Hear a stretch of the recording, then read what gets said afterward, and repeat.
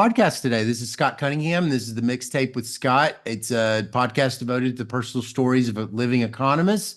And it's a podcast that's meant to be an oral history, non-random, selected oral history of the economics profession over the last 50 years. And as longtime listeners know, I'm really in love with the econometricians, and I really love various parts of econometrics. And this is one of the times that I'm not really interviewing people that are in the necessarily like the causal inference tradition that I'm always very interested in, but I'm also very interested in just econometricians. And I've interviewed Jeff Wooldridge, and I interviewed Bill Green, and I've interviewed people that are kind of from the more structural areas like Pecos, Chris Tabor, and so on. And so today we have the opportunity to listen to a man that's at the University of Wisconsin. He's the Phillips Distinguished Chair in Economics, and he's I can never pronounce the first name, the Haavelmo Professor of Economics, Bruce Hansen. I think Bruce Hansen actually is someone that a lot of people know a lot about because Bruce has a phenomenal new textbook, actually two new textbooks, one on econometrics and one on probability and statistics, two separate books that for a very long time were actually free textbooks that he put on his website. And when I was writing the mixtape, Bruce was someone that I really looked up to because I just would kind of observe him from afar, having this very productive, impactful career as an econometrician, and clearly caring about people learning econometrics and caring obviously about students because he would make his book free.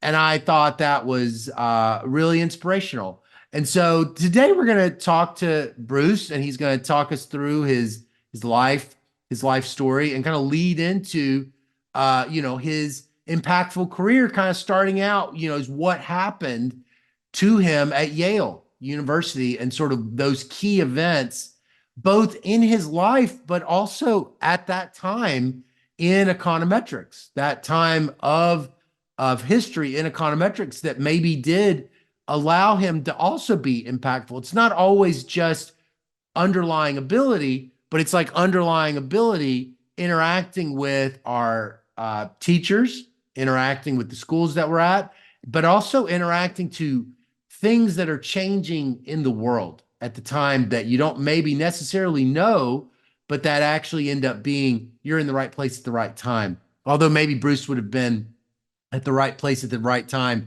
anywhere because he's so talented. So thanks so much for tuning in to the podcast again. I'm excited to introduce you now to Bruce Hansen. I'm going to give you over to myself, Scott Cunningham, interviewing Bruce. Thanks a lot, and I'll see you right now. Okay, well, it is my pleasure today to have with me a guest that I don't think we've ever actually spoken except on Facebook. Is that right, Bruce? I think that's correct. I think that's right. So this is Bruce Hansen from the University of Wisconsin. Or well, shoot, I was usually going to ask. Let me take that back. Bruce, will you tell us your full title at the University of Wisconsin? And just tell us your full title. I am I'm the Phipps Endowed Professor of Economics at the University of Wisconsin in Madison, Wisconsin. Oh, okay. Okay, great. I actually had that you were the Haavelmo Professor of Economics. Is that you've already ghosted Haavelmo? No, this is complicated in the way the UW works, but there's a few titles that the Haavelmo name is simply because there's a research competition where they make an award and you get to name the chair after any deceased person in your field that you choose. I picked Haavelmo being one of the greatest econometricians in our history. But then more recently, I was granted an endowed professorship that one of our alumni gifted, and so that's probably a better name to use. Oh, okay. All right. Well, I actually have a discussion at Haavelmo later, and I was curious about Yeah. I was curious about your opinion of him because I had a feeling that's what it was because Chris Tabor said he like picked Heckman. And so I was like, oh, I bet there's like a thing here because I have a Yeah, hard time believing there's like a yeah. alumni funding a Haavelmo chair. So I was like, Yeah, I don't. wow, the Wisconsin students are very cool. All right. So, okay. Well, before we get started, I was kind of curious if you had a memory of a vacation that maybe you took as a younger person, not necessarily your favorite vacation, but a vacation that you found kind of pops up in your memories every now and then. Sure. Then this would take us back a few years, and it doesn't have any econometrics or economics in it. I just takes me back to when I was probably around 15 or 16 years old. That probably I was a member of the Boy Scout group, and a group of us took a week-long hiking trip in the summertime in the Sierra Nevadas in California. That happened probably more than once, probably twice. And part of the reason why it's special because my father was one of the leaders who took us out. So we went out on a backpacking trip and hiked every day, stayed in Oh, different places, and traversed through um, the mountains. And one of the things I remember was we got caught in a rainstorm at night, and me and my fellow mate were lazy and hadn't put up our rain flies very well. And so when we got up in the morning, we had to wring out our sleeping bags because they were so oh, soggy wet. oh, That's wow. what that's life for a 15-year-old when you are lazy. Yeah. Were you an Eagle Scout? No, no, I got one thing shy of that. It wasn't important to me to finish. Ah, okay, okay, okay. Well, that's cool. So where did you grow up? I grew up in Southern California. Oh, The community is named Calabasas. At mm. that time, it was a new community. My parents moved in, bought a new house in 1965, and at the end of the road, it was barren and rabbits and things like that. Now Calabasas is considered a ritzy community.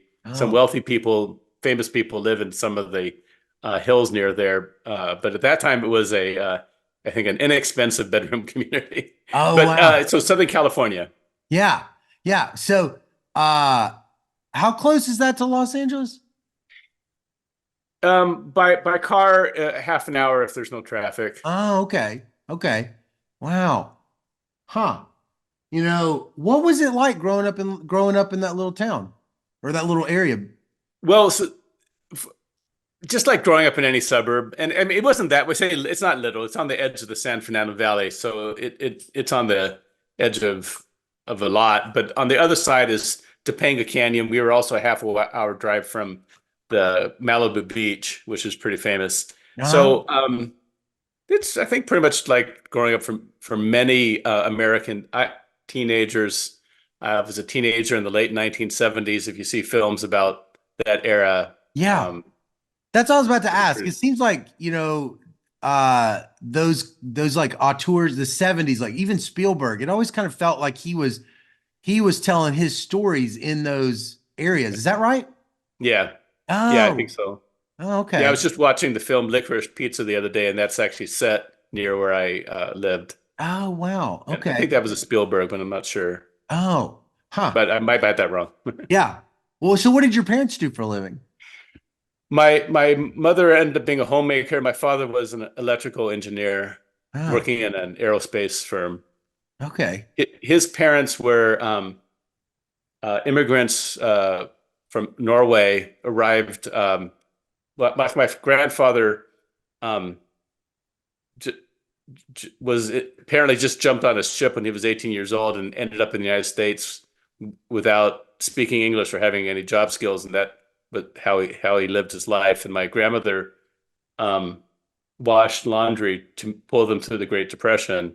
Oh, And so my wow. father was raised in Tucson, Arizona, in a very simple situation, but they were fortunate to have the University of Arizona in their backyard, so he was able to attend Arizona and got his a degree in engineering. And apparently, as soon as he graduated, he just beelined it to Los Angeles, saying that's where the jobs are. Oh, wow. Wow. Did you have any Um, siblings?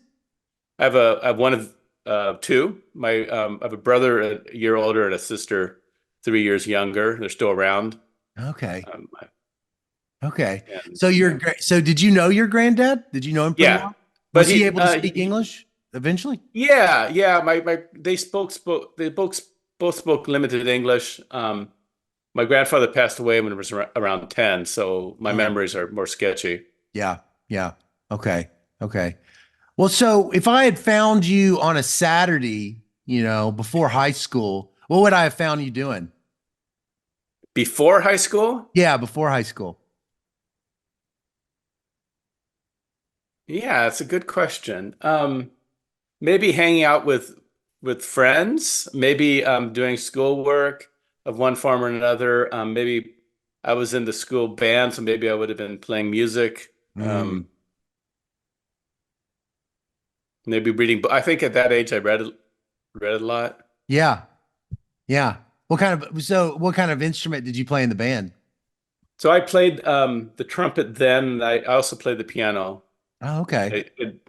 Um, I still do. Oh, you still play the piano now? You've never put Yeah, it down? but I just stopped playing the trumpet after high school. Yeah, right. I played the saxophone, and the moment I quit, I was like, it was as though I had never learned one thing. I mean, it was, and so you played the piano your whole life? Yeah, You're pretty good. I guess you are pretty I'm good. decent. I'm decent. Oh, I okay. don't on and off.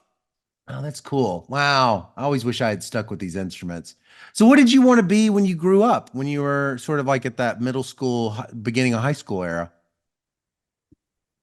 That was when I started getting interested in I think in political social issues. Mm, That I thought that I want somewhere around then I started getting very interested in modern politics, news issues, and what's going on in the world. And I guess I had the idea to go and change the world in mm. some way. That was the early Uh, 70s? yes, I started high school, I guess 1976, Mm, and we all thought the world was going to explode in a nuclear holocaust. yeah. Um, now we have different issues. I was interested in the standard things that young people find exciting. Right, right. And Did so you play? Go I ahead. was thinking more like kind of like not really becoming a politician. I don't really know what I wanted to do. Yeah, but you were very motivated by these political problems at the time. Yeah, Yeah, yeah, yeah. that's what I think got me interested in social science.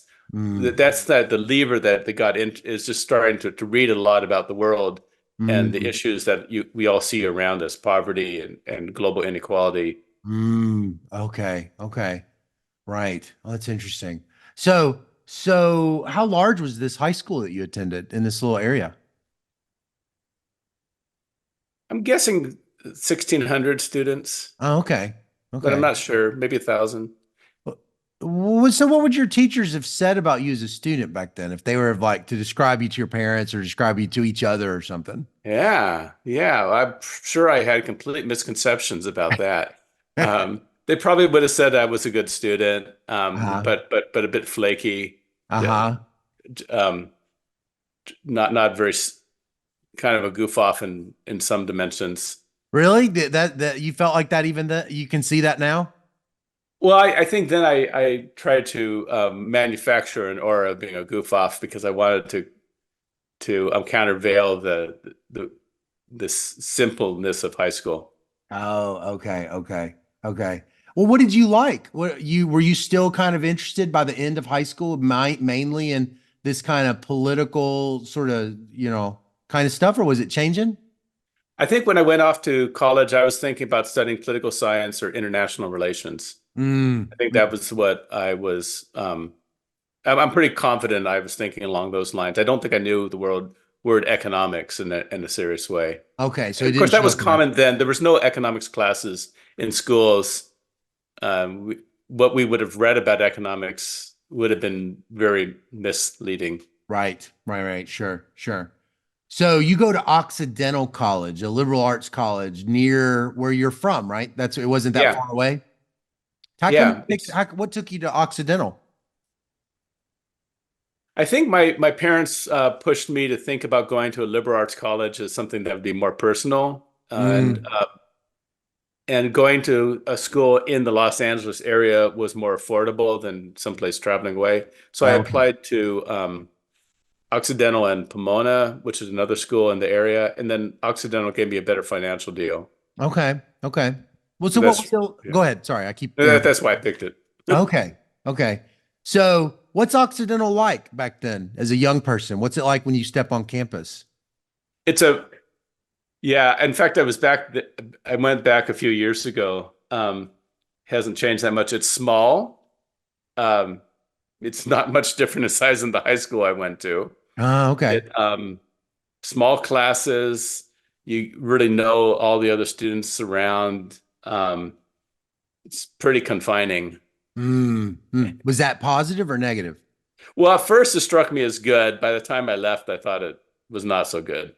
Yeah. I thought it was too narrow. I Mhm.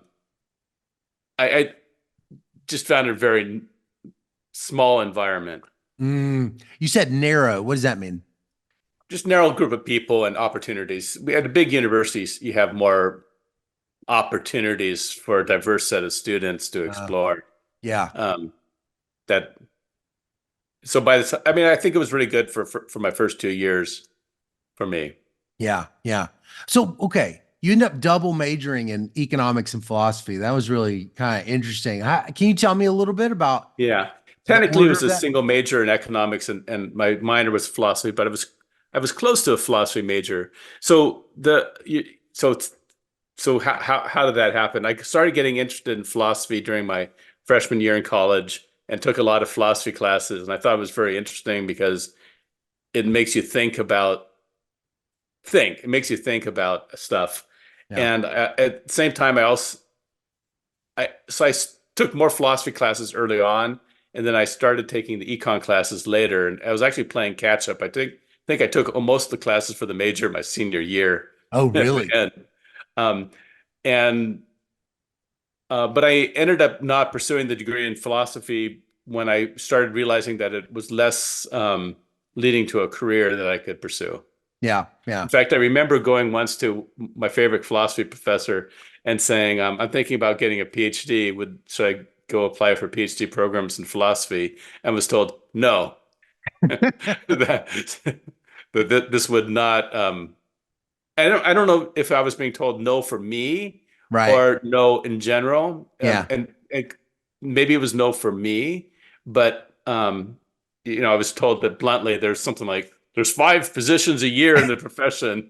If Yeah. you're not one of the absolute stars, you're not going to get a job, and so that's Right. just not a wise choice. Right. And I would Right. say the same thing to people today. Difference with econ where um, it's not that it's easy to get a job, but there are jobs. Right. Right. Right. Well, so what's this moment where you first take an economics class and how come you took one?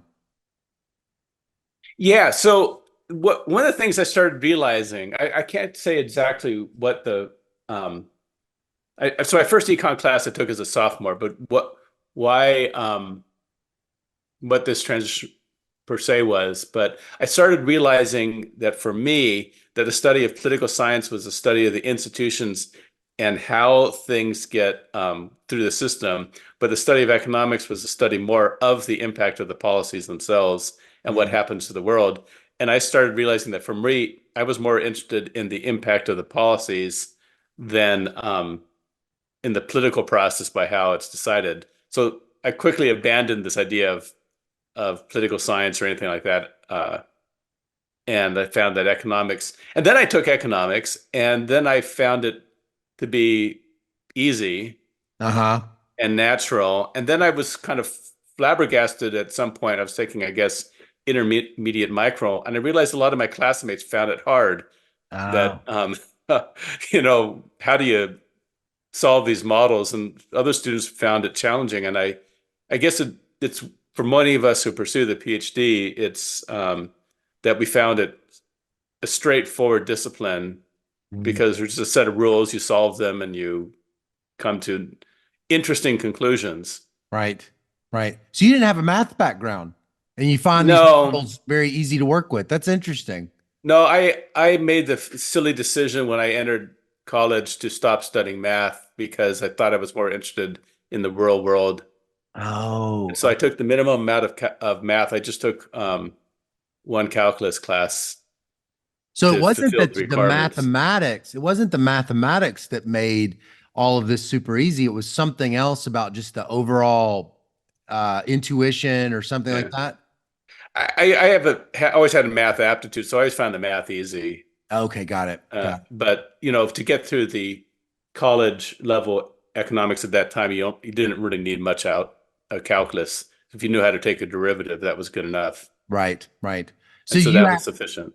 a professor that kind of was influential because you ultimately do this PhD. So I mean, was there anybody at Occidental that was making an impression on you? There was a variety of professors I talked to, but the one I was, um, um, but no one really pushed me in a particular way to get a PhD or anything else. Um, that but when it was time for me to think about getting a PhD, I did talk to a number of professors, and I remember going to one person's office, and I've actually used the same stunt on future students. He says, "Okay, let me show you about economics." And he goes over to the shelf and pulls off an issue of Econometrica. I believe Mhm. it was Econometrica. And he opens up to a random page, says, "See, look at this.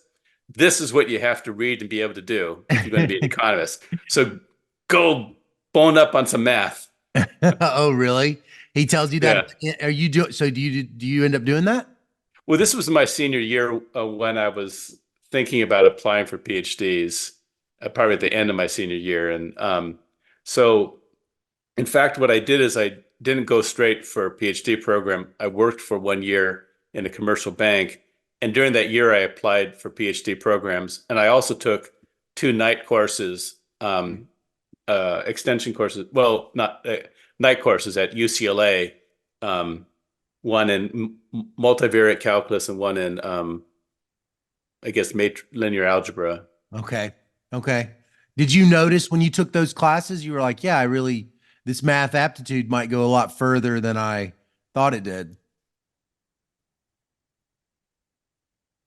Um, I'm not sure. These courses were pretty simple because they're not aimed at math majors, Ah. and so it was pretty elementary. Mm, I again, yeah, I never found. I mean, I did a bunch of stunts in college. I like when I took econometrics, there was a requirement that um a prerequisite you have to have statistics, just like we do today.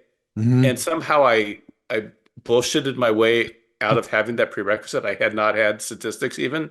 So I Yeah. took the econometrics. And then afterwards, the professor or someone came to me and says, "Bruce, in order to get the degree in econ, you have to have a stats class. And I thought you had it when you enrolled, but somehow it's not on your record."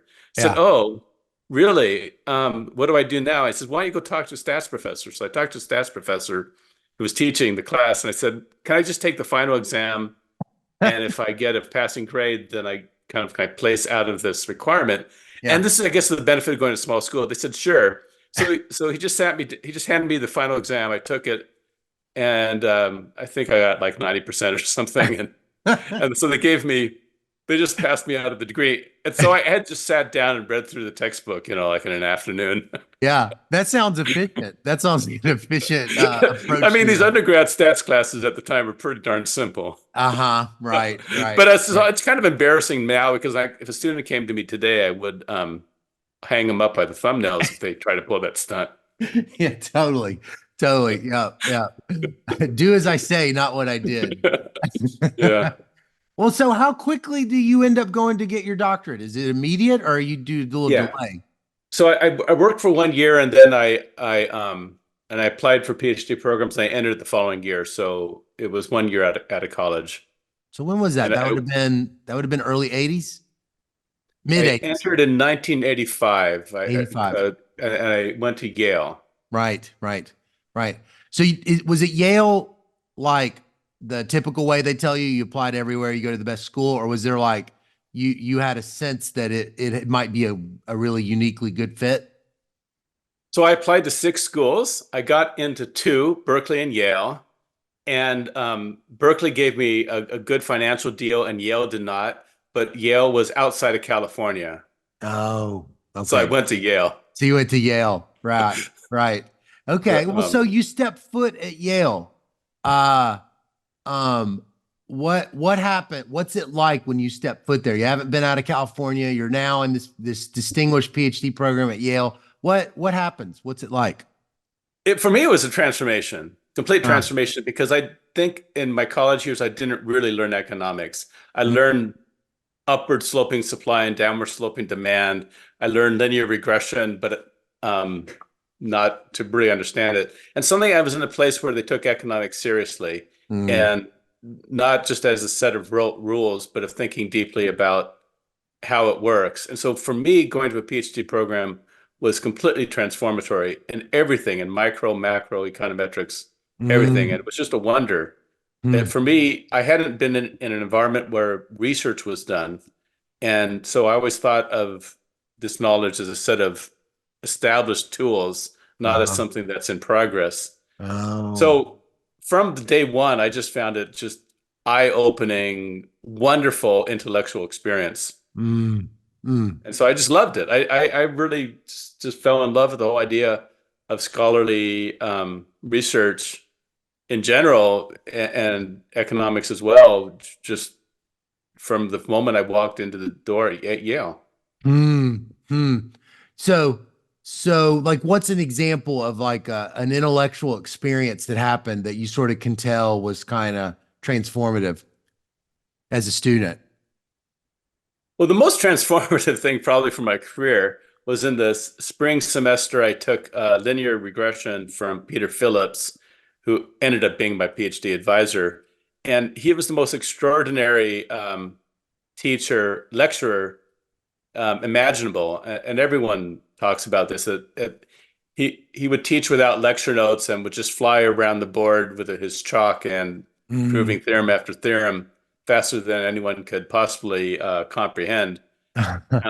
And his intellectual energy and enthusiasm for the subject was captivating. Mm. It was a very popular class among the PhD students. And at that time, it was just the linear regression model in amazing detail. Oh, yeah. So it was your first econometrics class or it was a later Yeah, one? the fall class, which was taught by Donald Andrews, was probability and statistics, Mm. which was a which was a class, but I wouldn't have called that transformative for my energy level. But it was the econometrics class. Before you took that econometrics class, were you kind of open-minded to where you might be going? I For still, even as I ended my second year in the PhD, I was still thinking about maybe doing something else. I started graduate school thinking I'd be studying development, and then I Mm, switched over to thinking I might do macroeconomics. mm, And I was still thinking about developing a dissertation in macro as a second year student. I mm. think somewhere in the middle of my second year, I realized I'd probably be doing econometrics. Second year after you took Yeah. Peter Phillips class? So in the second year, we had a second an advanced class in econometrics in the fall that Don and Peter taught. Mm. And at some point, Peter pulled me into his office and um, handed me an econometrics problem and said, "Go solve this." Uh-huh. And it had to do with instrumental variables in a unit root setting. Uh, And so he was trying to loop me into being a research student. did you solve it? Yeah, yeah, it Yeah. was like a weekend project, and then it didn't amount to anything. Mm. But eventually, it led into our joint research paper. Oh, okay. Okay. So when do you start to feel like when do you start to feel like, econometrics is, or what did you feel? Did you feel like you loved econometrics or did you find it easy or what is it that's like driving this sorting into it? Yeah, that's a good question about why, because I could imagine have gone into another area of economics, but I was having trouble thinking of good research topics in other areas, and it seemed just easier for me to come up with research topics in econometrics. So um, perhaps it was a combination of being in an environment with Phillips at the time when he was such a generator of ideas. and maybe I just gravitated towards the method of thinking that it became natural. And so, but once that kind of that hump got over, then it just was self-fulfilling because Hmm. you kind of fell in love with the method of thinking and solving the problems and no turning back. Yeah, yeah. Well, so what kind of stuff are you and Phillips working on as a grad student? So the problem in the air at the time that he was interested in was the model of linear cointegration between non-stationary time series, Hmm. and the whole distribution theory for that type of econometrics was wide open and unknown. Oh. And there was a known problem that if you regress one non-stationary time series on another, that the least squares estimator had a bias due to when there were kind of a simultaneity between the errors in the two in the two variables, a Hmm. bias, and then the asymptotic distribution was Hmm. non-standard. So Peter came to me and said, you know, the traditional. So then he did this other thing. He calls me into the office one day and says, you know, here's the solution, possibly. The traditional in econometrics solution to endogeneity is instrumental variables. So what if we use another non-stationary instrumental variable? What would be the distribution if we do that? Huh. So he had this style. He just talked to you for 1 minute. Probably it's not 1 minute, but it was a short period and like lay out the basic ideas. And then I got my marching orders. I went off and worked out all the details of the first draft. And we found some surprising results Huh. that, for example, the instrument could be completely independent of the regressors and the method still works, Yeah. which is kind of bizarre. Uh-huh. Uh, it didn't turn into a methodology that was productive. No one uses this technique, but Hmm. instead, I realized that you could do something like a GLS transformation to the model. Um, when you write it down as a system, if you write down the structural equation of interest and the driving equation of the regressors, view it as a system and do it kind of like a GLS transformation, Hmm. that then the estimator that comes out of that cleans out the endogeneity problem, and Hmm. then the estimator has an asymptotic normal distribution, Wow. and that then we put it was put into our joint paper that had this instrumental variable idea and this idea that Peter then coined the name fully modified least squares. Oh. And that is our joint paper. It was published in Review of Economic Studies back in 1990. That was my first paper together. Oh, My wow. first published paper. And That was your job market paper? that ended up being not my job market paper, no. Um, but it's uh, very highly cited paper Oh. because of this impact on the co-integration literature. Um, Huh. that's a long time ago. But that's interesting that it would be so why wouldn't it not, given the popularity of IV, why do you think it's highly cited but then doesn't end up getting used? I would think that Yeah. would be Sorry, correlated. there's two techniques. There's the IV method and this fully modified idea, and they're both in the same paper. The IV method isn't used because it turns out that in this co-integration setting, it doesn't really help them. It's not really a helpful way of getting rid of the endogeneity. Oh. Instead, you really want to view the equations as a system and do this transformation taking account of the system. So it's really not it's not an IV solution. It's more like a GLS solution. Oh, And okay. that turned out to be more popular. That second idea ended up being more popular. I Even then, it's not that popular, I think, in that literature. Instead, people move to system vector autoregression as okay. being the most dominant method. Okay. Okay. So are you producing econometrics like that you would say is like primarily useful for micro or primarily useful for macro, or is it just very, very general in terms of its, Yeah. contribution or usefulness?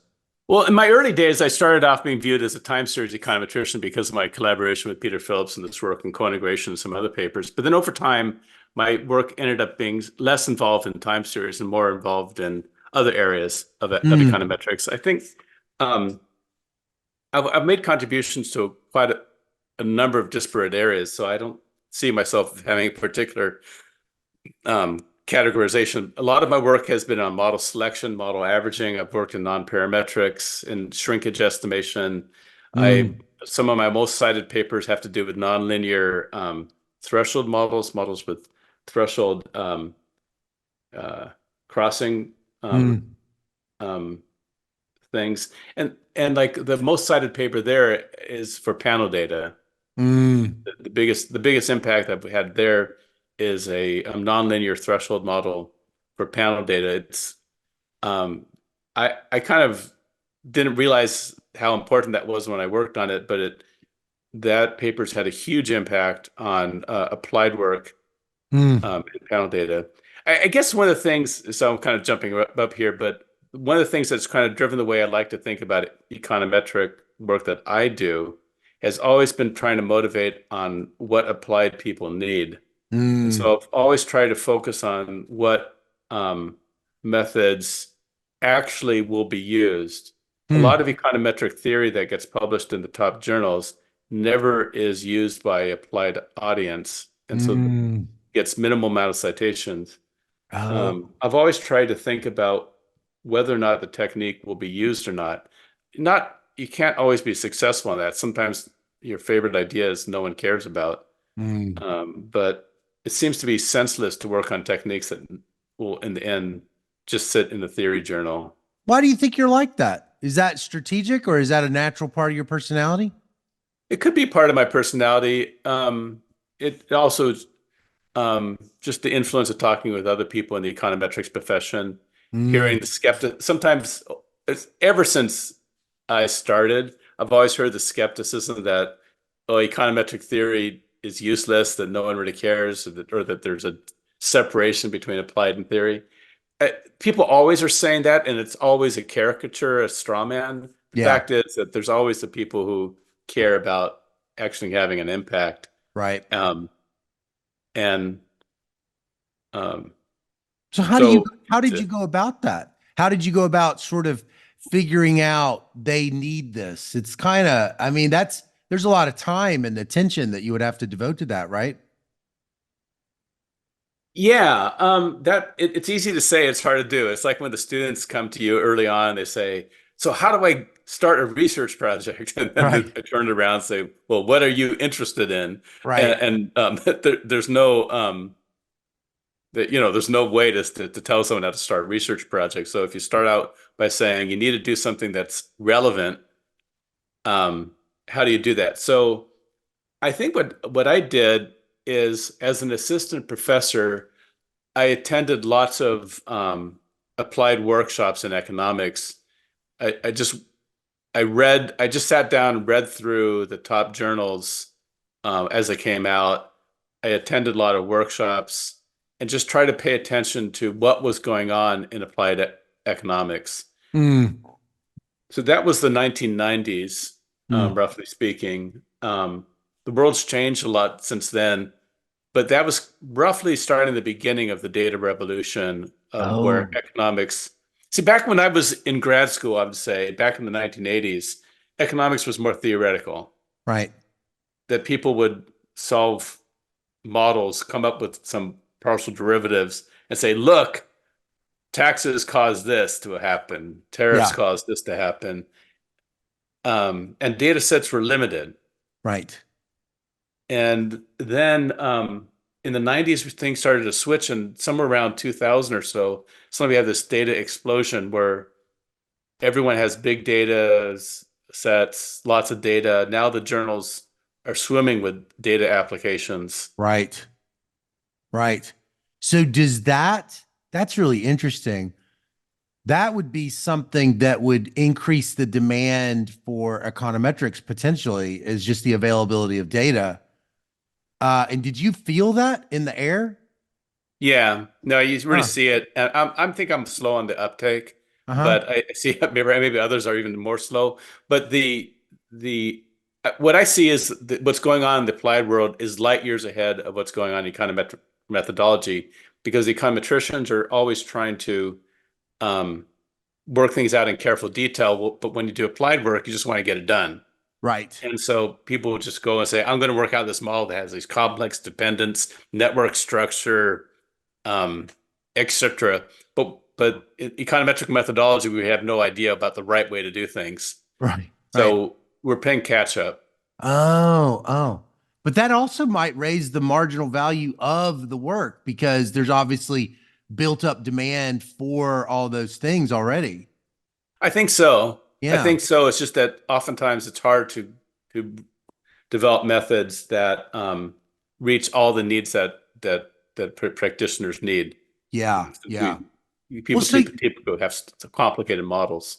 you end up at Rochester in 89. And I mean, I don't want to, make you uncomfortable in the sense of like flattering you, but you get tenure, it looks like 3 years later. Actually, it was untenured associate. Oh, untenured associate. Okay. Okay. But is that But is that a but was that still kind of was that standard at Rochester or was that still no, kind Oh, okay. So there was kind of this. I wrote it here, was it seemed it like was an early promotion. it was an early promotion. So it sounds like you hit the ground running. Like you sort of Yeah. were. Why do you think why was that? Is that your ability or is that something with something else that just made you so well prepared for when you hit assistant? Yeah. Well, um, yeah, yeah, you don't want to embarrass me, but I went into graduate school. So I went into graduate school completely unprepared, knowing nothing. Yeah. Uh, I during graduate school, for example, I sat down and read Rudin's Principles of Analysis just so I could Uh-huh. learn analysis, right? Yeah. Uh, But then I finished grad school in 4 years, Uh-huh. and which would seem kind of weird today. Even back then, that's very fast, right? Yeah, that The was a mode bit would on have the been fast five. side. Yeah. And so I started at my job in 1989, and then I think in 1992 and I was publishing like 6 papers a year, Unreal. and like my wife laughs about the time that I wrote a paper over a weekend. These are pure econometric theory papers. Well, that is actually a note I published in Econometrica Wow. on hack estimation. It seems I like the just like notes got an in idea. I just wrote it down and said, I'm just sent to it. I would do things stupid. I would do really stupid things. I would sit down to get ideas, write them up, send them to journals the next day. well, but it sounds like you had the ability to write a manuscript and do the work Yeah. really fast. You had a good sense It- of what the yeah. structure was. And the style was different then. The style was simpler. Now people, when we write papers, expect them to be more thorough and detailed and Mm, 500 pages long. mm. It must have still, I mean, what was it like as an econometrician getting these econometricas back then? Is it the same kind of feeling you think now? I mean, those are just, such like such uniquely amazing experiences. Was it just like that for you back then? Yeah, it was very hard to, I mean, most of my submissions to Econometrica were rejected, and it's always has been very hard, Mm-hmm. and always been a sense that the referees are really, really top notch and thorough and unimpressed. Right, right, right, right, right. So when I ask you how come you hit the ground running, part of it sounds like you just were the way your brain worked, it was really a perfect for that time. What is it about it though? You just sort of you had the ability to spot a problem and you had the ability to solve it and knew how to write a paper. Yeah, I think in the night. So one way I see things is that there was a real revolution in econometrics in the 1980s. Oh, Roughly speaking, before 1980, we were very old school. Everything was just linear algebra and simple. But then in the 1980s, we had this huge revolution of bringing in the nonlinear estimators and semi-parametrics and non-parametrics. uh-huh. And what you see is a shift of that. Most people, when I was new PhD, so people who were over like 40, 45 years old were doing completely useless work to a large Mm, extent that most of the older generation were had old skills and they couldn't modernize.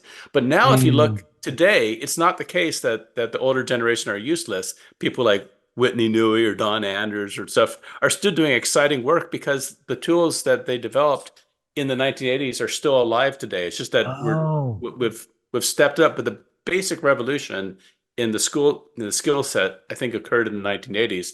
huh, So I was in grad school at just the right time when suddenly we transitioned from this kind of low-tech econometrics huh, to the modern set of skills. huh, And so any of us who were kind of got trained in econometrics late 1980s and on are still conversant with what's going on, or can be still conversant with what's going on. But it ends up being that therefore in the 1990s, there was just a huge amount of work that was easy to do. huh. It was just easy to make contributions then. I think it's much harder now. Uh-huh. Wait, so are there some key drivers, some key people that are kind of laying down this new architecture that's got this widespread influence? Well, I think that the lot the work in econometrics in the 1980s was driven by some very key people: Hal White, Oh, Lars Hansen, Donald Andrews, Whitney mm, Newey, Jim Powell, mm, and then in the time series world, people like Peter Phillips and Mark Watts and Jim Stock, mm. Chris Sims. So there were a number of people who were um, bringing the profession forward in a dramatic way. And I'm sure I'm missing a lot of names there, but Yeah. the style of You're the work, drinking from the source by being yeah, Peter's student. So yeah, you're in a great position to kind of see this landscape that you could immediately start contributing to. yeah, Oh, that's cool. yeah, yeah. So, but it was important then to really be at a top school where you could Mm. work with a one of the few people, the very few people kind of really pushing things out. Wow. Wow. Wow. That's really cool. So when you go up for tenure, this kind of I think correlated with what you're saying. At least sometimes at least how I think, you go up for tenure, you have to try to explain your professional identity, not just explain your papers, but like, who am I? Because you got all these colleagues that are voting and they're not necessarily econometricians. And so everybody's got to kind of explain who Bruce Hansen is to each other, both the letter writers and yourself. So what would they have said back then? Like, who are you? What kind of economist are you? Yeah, I don't know. I guess I remember seeing this once written up in one of those NSF referee reports where people are really talking less about the specific proposal than they're talking about you as a scholar. And someone wrote up that I was someone who works on technically hard I forgot exactly how they phrased it, but technically hard econometric problems. So that's how I Oh, was characterized in the 1990s, was that I tried to work on things that were viewed as hard statistical, hard technical problems do you feel like that's for that true? era. Did you Sorry? feel did you feel like that was Yeah, I how think I you are? gravitated towards the harder the things that were viewed at the time as harder problems. Oh, Now the things that were viewed as harder are now viewed as standard. uh-huh. Right. Now Right. what's hard is really hard.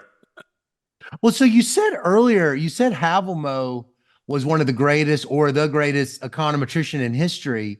And I'm just kind of curious a little bit about what is it about Haavelmo that's really always kind of made that impression on you?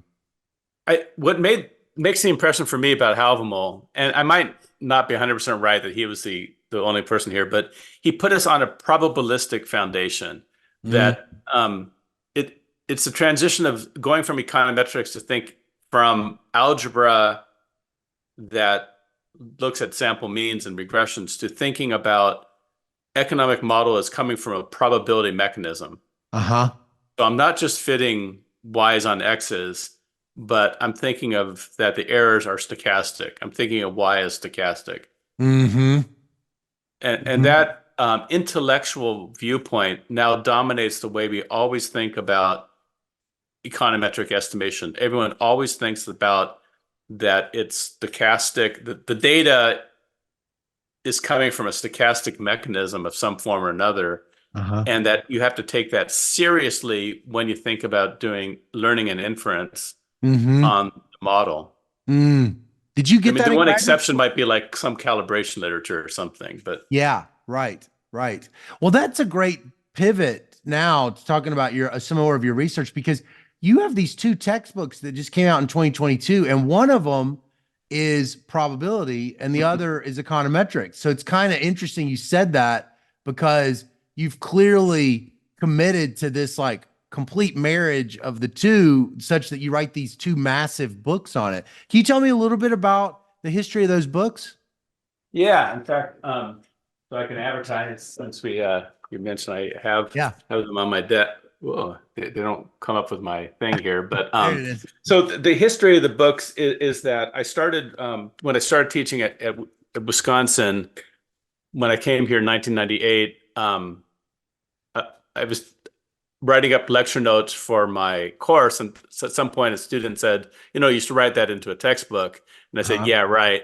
And slowly working on those lecture notes year after year, building it, becoming more and more thorough. At one point, I said, I just have to bite the bullet and make it into a professional textbook. And Yeah. then at that point, I worked on it full time for a while, and that was a huge amount of work.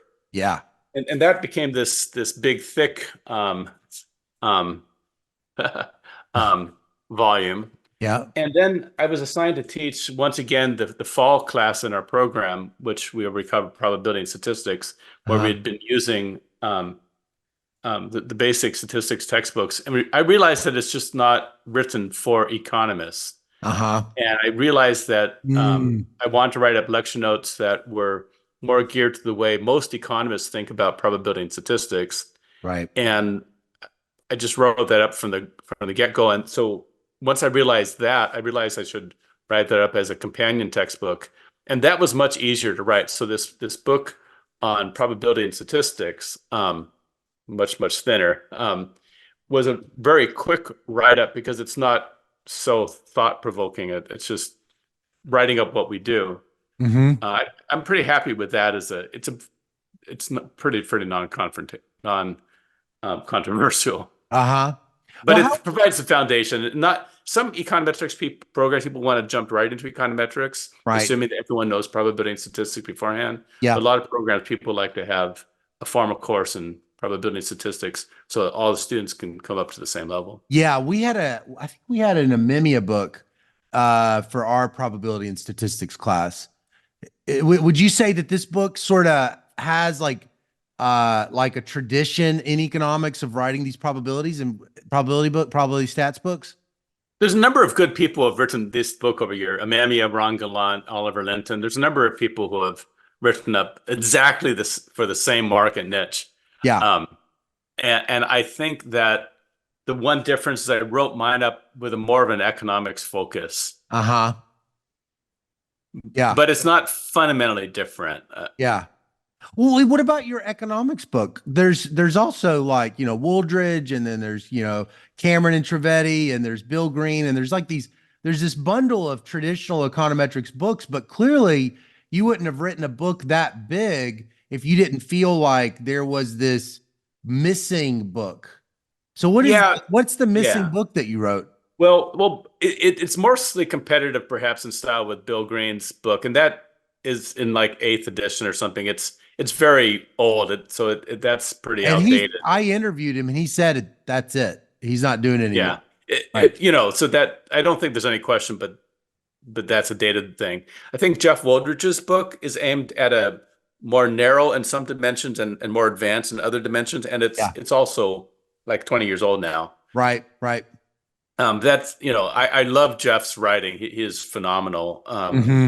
Cameron and Trivedi is aimed at a more in a way more advanced, but more narrow focus. Oh, So, just microeconometrics. It's not as theoretic. I think what I've tried to do in my book is cover all bases. It focuses on the core traditional models in econometrics and then has a lot of modern topics in econometrics. I try to, in some ways, it's still very old-fashioned that it takes a traditional approach to Yeah. econometric modeling. Uh-huh. And despite being a thousand pages long, it doesn't cover topics that everyone's interested in. It Uh-huh. still focuses on core issues. Oh, Uh, so I and mean, I can't make it longer. It's just like, that's right. You'll get it's too hurt. long. Yeah, you get hurt carrying it. Well, okay, that's really helpful. So you keep saying it's not as advanced. It's more like Bill Green. So it's like, should I be so the ideal audience, who is the ideal professor and who is the ideal student for this book? Well, I wrote the book intending for first year PhD economics Oh, students. okay. Okay. For the first year, that's we're exactly the level we teach. There are a Yeah. lot of things in it that are more now for many first year PhD students, they'll consider it too advanced. They That will. Okay. But that's you always can pick and choose with a textbook. Yeah. But I'm getting a lot of emails from people who are using it in undergraduate instruction. Oh, That really? they're Wow. using it for advanced econometrics classes. Uh, Um, and I get other contacts, people saying they're using it in master's levels um, econometrics classes. And that would be oh, a reasonable thing um, to do as well, just as you might use Bill Green's book for a master's level yeah. Right. econometrics. Right. The audience would need to be conversant with linear algebra, obviously. Yeah. So the way we teach undergraduate econometrics does not use linear algebra, which Right. maybe that's a mistake, but um, that that audience would not be appropriate. The other audience you mentioned, researchers, I think the book is useful for anyone who is a research economist who wants to have an up-to-date reference on a lot of methods. Yeah, yeah. But when I wrote my book, I was really looking up to you for a lot of reasons, but one of them was that your books were free for a while. You used to have them as PDFs on your Yeah. website. It went through like a lot of editions before you actually Yeah. published it. That's because it took me, well, it was taking me forever to finish it. And while I was trying to finish it, I didn't want people not to have it available. I Yeah. was torn on the issue of publishing it, making it less available in a way that versus free. I also though realized that having it simply free on my own personal website, a lot of people didn't know it existed. It really does curtail the market expanse. Mm, So it has its pluses and minuses. The right. one minus that I'm less excited about is that in developing countries, young students will find that the price of this Yeah. book is unattainable, and Yeah. that is unfortunate. It's hard to figure out the price discrimination for a book, obviously, because it'll have arbitrage stuff. But like, yeah, I totally get that. And that's kind of the tragedy, I feel like, of the way that America is kind of the center for a lot of econometrics, and then Europe second, and then it just is it's like slower to get to certain places. And I bet the price of books is probably not trivial. Well, I wanted to talk about something too. You had a lot of buzz, I think, about this econometrica from 2022, a modern Gauss-Markov theorem. And, I think I think it has a lot of buzz because everybody knows if you're a PhD economist and even an undergrad that takes it, the Gauss-Markov assumptions might be the only thing some people even remember. It's like because they might not go into econometrics, but they had to go through those theorems really closely. For the sake of the listener, can you sort of tell me about this paper? Where did it come from, and why do you think it makes such a relevant contribution? Well, it came from that I put the result in this textbook. I've been Oh, thinking about this for a long time. Gary Chamberlain had challenged me to think about the finite sample efficiency issue of efficiency once when we were in a conversation. And eventually I'd worked on it slowly, trying to improve that section of my textbook. I put mm, it in, and then my colleague Jack Porter turned to me, he said, I can't believe it. I was reading this part of your current version, and you had this amazing result. Where did that come from? I said, well, it's just, That's just the way it is. He said, you got to publish this. I Huh. said, you sure? And so I sent it off to Econometrica, and indeed, people take it surprisingly. So what is the issue? It's that we typically teach that least squares is blue, the best linear unbiased estimator. And what I Yeah. show is that, at least in the context of independent samples, it's the best unbiased estimator, that the restriction to the class of linear, meaning linear and y, is unnecessary. Huh. It's so we should stop teaching blue. Literally should stop teaching blue. We should teach that the sample mean is the best unbiased estimator. The Oh, least squares estimator is the best unbiased estimator. There's no wow. reason to. The only reason for linearity is to make the proof easy. We all Is know that that right? the proof is really easy under linearity, but it's Uh-huh. so silly. What's the reason that we would say that we look among linear estimators? It's intellectually silly. Uh-huh. This is Um, your approach. This is your attraction to these guys saying Bruce Hansen in the 90s is somebody who works on hard technical problems. Is that like part of this? You're sort of Chamberlain challenges you, and it was a hard technical proof to kind of work through this? yeah, I mean, the math at the end is really easy, but it was conceptually coming up with an approach to solve it. Because this is something that like Chamberlain, yeah, this is something that Whitney Newey had worked on, and Gary Chamberlain worked on. Yeah. Um, this is a core idea that goes back ages, Huh. and once you state it, it seems like obvious. Huh. But um, I mean, part of it, of course, maybe so. You say everyone comes away from undergraduate econometrics, that's all they remember. Uh-huh. But in some fundamental sense, it's not really important. I mean, who Right. really cares? It's that But acronym. but people teach the blue assumptions. Yeah, right. Yeah. Well, BUE is not going to roll off the tongue as easily as blue. Yeah, yeah, and this is true. Yeah. Yeah. Well, it's funny in the econometrica of the abstract, you say we can drop the label linear estimator from the pedagogy of Gauss-Markov. I thought that was interesting that you put pedagogy in it and you just said quit teaching it. Is it true that I guess, I mean, if you wrote a textbook, this does seem true, but I'm just kind of interested.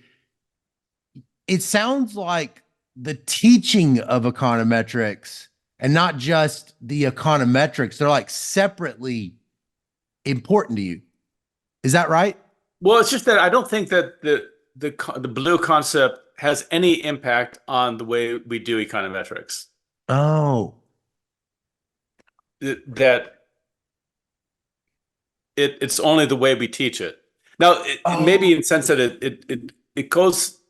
There's a question of the core question is what is the best estimator in a certain context. So it's semi-parametric efficiency bound, and it is providing a lens into how to think about semi-parametric efficiency bounds, and mm-hmm. therefore saying this is, but it doesn't, in a linear regression model, we're still going to estimate by least squares. It doesn't Right, change that. In right. fact, the editor who handled this, Guido Mbens, who also you've interviewed, Yeah. in his cover letter to me says he was very surprised that he would ever publish a paper that has no practical application. Huh. I forgot Huh. exactly the way he phrased it, but he was just saying that his intention as Econometrica editor was only to publish things that had practical implications, and this paper has none. And But yet he loved it. And yet he yeah, thought and it he was said, really but it's an important. obvious publication, and Uh-huh. so he was trying to give a type of compliment in a way Yeah. of saying that um, in this case it was something he thought should be published. Well, it's funny then that you didn't see that it should be published. Jack Porter sees that you should be published. So has this been, and now it seems obvious, I mean, by the that it should, that it's going to be very impactful, but has it surprised you that there was this potential for the paper? Because you just kind of had it in the book as a proof. Well, I mean, once it's kind of, yeah, I know it. Well, to publish it, I had to pump it Really up and change it. make it Yeah, yeah, make it yeah. more rigorous in a way. But Right. I don't expect this paper to get many citations. because it's not going to change the way anyone does econometric research. Got But it. Got it. what 'Cause- I'm hoping for is that it changes the way people teach the subject. So is that the case? The driver of econometric citations is the applied people as opposed to the econometricians? That's really the fuel that pushes these citations up? In general, but in this particular case, I don't think it'll be cited by theorists because it's not going to change the way anyone writes a theory paper. I got So you. you can get citations two ways. One is impacting other econometric methodologists and theorists, but you get much bigger set of citations by changing the way people do applied work. Some of the most insightful papers in econometric theory have a modest level of citations but they're cited by very smart people in smart papers. Right. But the biggest citation, like historically, maybe the most cited papers are both. Yeah. I remember it used to be the case. The most cited paper was Hal White's papers. I was just about to think Hal's that. White paper on heteroscedasticity. Yeah. Because everyone was using it. Yeah. But then that paper becomes like Kleenex or Xerox. It's like you don't even cite it anymore because it's just like standardized. You just kind of do it. The robust header. Yeah. Well, so I sometimes ask my guests, if you could go back in time and talk to your old self when he was a student or maybe an assistant professor, are there things that he thought was important that you would sort of wish you could tell him more about? Or are there things maybe he didn't see that you wish you could tell him something about? And I ask it both because I'm curious what you're going to say, but I'm also asking it because obviously there's a bunch of people that are that young person right now. And so I'm just kind of curious, what was it that you've sort of now think about that you think, I did not think about that correctly back then, or I didn't even know about it back then, that you think is really important as your career progressed? Yeah, it's a hard question because it's hard to run the world. But I wouldn't have done too much differently. Yeah. But, I mean, I can say simple things like I should have studied more broadly or learned more things and paid more attention to things I didn't know about. But the fact was that you only have a finite amount of time. What else can you learn? Like I've sometimes had regret that I didn't study more mathematics early on. I became my one mistake early on was that because I started getting in this more political interest, I stopped studying math, and then I had to pick it up later. Right. So I would have been better off if I had taken more math classes as a young person. Yeah. Yeah. But it's kind of funny that orientation towards the real world. And, then you're going to econometrics, which is you go into pure theoretical econometrics, you would think, well, I don't see the connection, but you kept saying you've always been doing econometrics that was practically useful for the real world. So it's kind of like you never really you didn't seem like you really ever lost that core pull towards helping people in the real world. Is that true? You feel like that's in a way, except that I'm not working on trying to solve the problem of poverty. That's true. Yeah, sure. But somebody reading it, somebody using you is though. That's the hope. That's the hope. That's great. Well, it's really so nice to meet in person. I really appreciate you being on the podcast and letting me hear your story. It's been really nice. Well, thanks for the invitation. Yeah. Well, you have a great day and a great rest of the week.